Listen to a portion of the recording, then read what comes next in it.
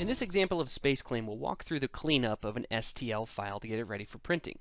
Now, first of all, there's a diagnostic feature, check mesh button. That'll look for things like openings in the model or inverted normals.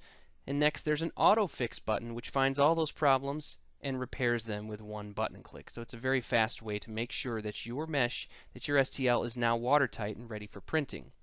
Now you may want to stop there and print the model, or you may want to do some optimization, namely getting rid of some material on the inside. The shell tool is a great way to do this. Now keep in mind this is a rather complex set of surfaces coming together, and a pure shell of a solid geometric model may not really be that possible, but a mesh file, it's extremely simple to do.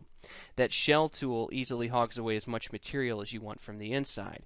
Now you may want to create some kind of a plug or an opening on the model with which you could get the material out of after printing. That's exactly what I'm doing here. Simply making a cylinder, moving it to a key location, a strategic location, and then using a subtract feature. It's much like the combine tool in Space Claim, but it now works with STL files. So there's a nice hole in the model that gets rid of everything on the inside, that will remove all the material on the inside.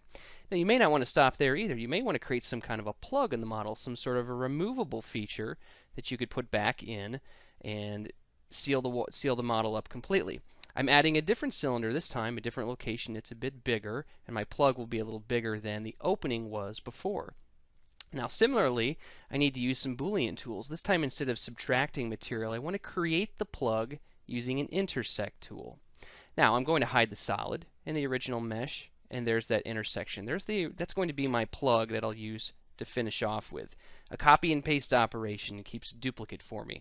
I'm making a duplicate because I need my opening to be a little bit bigger. And if I take that duplicate and shell it to the outside, not just the inside shelling, but the outside, maybe a small amount, and then use that to trim material away from the original body, that's going to give me an opening of an adequate size.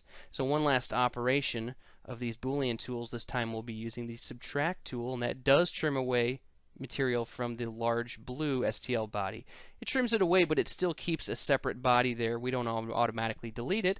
That's really up to you to decide. There's a separate all pieces button that breaks up those STLs into different segments. Now that they've been separated, I delete the smaller one and I'm left with just the plug and the large body. It will change the color so it becomes a bit more obvious what's going on. Now going back into a cross-section mode, it's simple to zoom in and see exactly that roughly 1/4 of a millimeter offset that I created between the two bodies. And from that point, you're free to print these out, and you have two separate bodies, and you could move them up and down and see what the interference looks like between the two. So thank you very much for watching.